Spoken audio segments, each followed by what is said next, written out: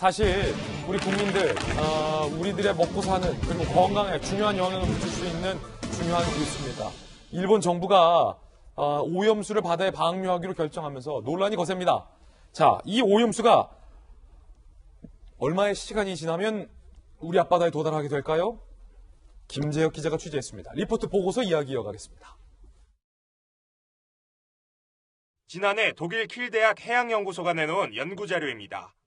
후쿠시마에서 방사능 오염수가 방류되면 210일 만에 제주도에, 240일 뒤에는 동해에 도달하는 걸로 예측됐습니다. 한반도 해역에서 가장 먼저 영향을 받는 제주 지역의 반발은 거셉니다. 어민들은 누가 방사능에 오염된 수산물을 먹겠냐며 방류를 반드시 막아야 한다고 입을 모았습니다. 일본에서 오염수를 방류해버리면 저희들 어민들은 업장이 무너지죠. 네, 그런 심정이에요. 이게 만약에 하면 오염이 된 걸 고기를 누가 사고 먹겠습니까? 바닷속에 이렇게 몸을 담그고 살림을 차고 있는데 우리 해녀들이 어떻게 살라고 이걸 바다에 이제 방류를 한다는 것이 말이 안 되는 소리잖아요.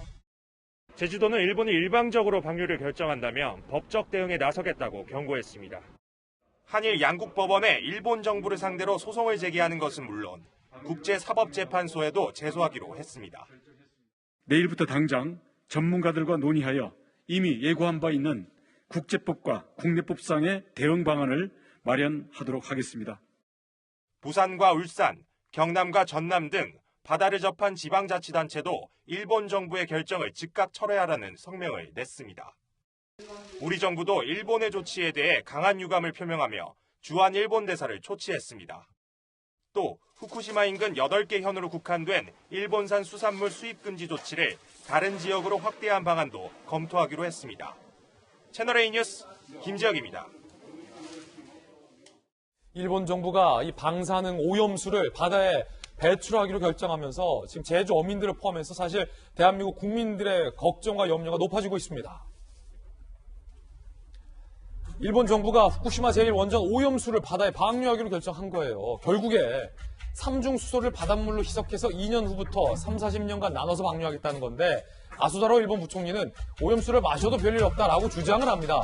중국이나 한국의 원전이 바다에 방출하는 것보다 이하다 농도가 라고 주장을 합니다.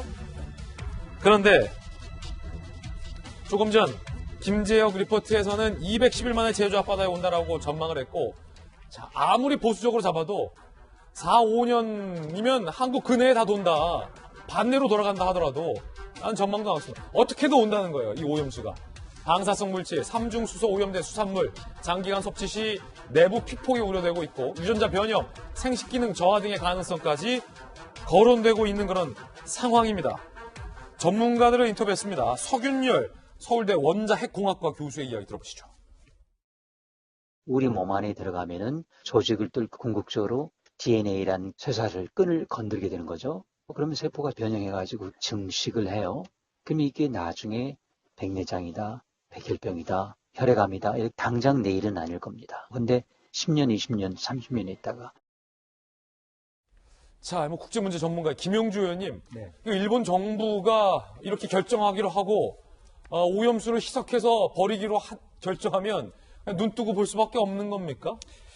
실제로 지금 현재 미국이나 IAEA 같은 국제원자력기구에서도 이 문제에 대해서 불법이라고 얘기하고 있지 않습니다. 그래요? 그래서 아마 이 결정조차도 이미 저희들은 일본이 미국과 이미 이 문제에 대해서 논의를 끝내고 발표한 거 아닌가 하는 강한 의심을 갖고 있거든요. 미일 간에는? 네. 이제 그렇기 때문에 사실 우리로서는 중국과 한국이 굉장히 강하게 말하자면 반발을 하고 있습니다. 그렇죠. 국제법상의 소송을 해서 이긴다는 보장이 없습니다. 어허. 다만 어쨌든 일본 안에서도 상당히 이 문제를 강하게 문제 제기를 하고 있는 게 사실이기 때문에 그와 같은 어떤 시민사회 국제 연대를 통해서 이 문제를 해결해야 될 것이다라는 생각이 들고요. 어쨌든 국내에서는 아까 제주도민 인터뷰도 있었습니다만은 이것이 미칠 어떤 소위 트리튬이라고 하는 삼중수소가 아까 인터뷰에 나왔다시피 생식력의 저하라든지 바람 효과 이런 것까지 심각하게 미친다고 하면 바로 일본과 이웃하고 있는 우리 입장에서 심각한 피해가 아닐 수 없기 때문에 최소한의 이런 부분에 있어서 일본이 한국과 말하자면 정보를 완전하게 개방하고 공유하기를 일차적으로 바라고, 우리 정부도 지금 일본 대사를 불러다가 문제 제기를 하고 있지 않습니까? 이제 이런 부분에 대해서 다시 한번 큰 틀에서 미국에 대하여서도 일본의 이 문제에 대해서 다시 한번 심각하게 따져볼 것을 우리가 국제적 외교를 좀 다각화할 필요가 있다, 그렇게 생각이 듭니다. 그렇군요. 아니, 정혁진 변호사님, 이게 비단 뭐 한국, 중국만 피해가 예상되는 게 아니에요. 이제 네. 태평양을 돌아서 미국과 캐나다 쪽까지 영향을 미칠 수가 있는 거고, 자, 이 전 걱정이 우리 부모들이 먹는 것도 걱정이 합니다만, 우리 아이들이, 자라나는 아이들이 동해에서 잡힌 물고기, 제주에서 잡힌 물고기, 남해에서 잡힌 물고기, 서해에서 잡힌 물고기 10년, 20년, 30년, 40년 먹으면서 자랄 텐데, 일본이 약속한 대로 정말로 잘 희석해서 문제없게 방류해 주기를 그냥 순전히 믿고 바라는 것밖에 기대할 수가 없다는 거잖아요.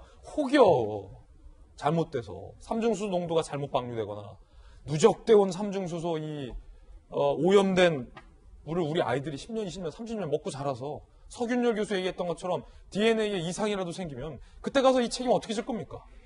그래서 사실은 이 문제가 어제 오늘의 문제가 아니고 저희 사무실 변호사가 작년 10월인가 11월인가 그 원희룡 지사가 이런 관련된 그 심포지움 같은 것들을 했었어요. 그래가지고 그때 이제 나름대로 검토를 갖다가 하기도 했었는데 이게 뭐가 있냐면 유엔 해양 협약이 있거든요. 어떤 협약의 내용에는 해양 환경 오염 방지 관련된 규정이 있고요.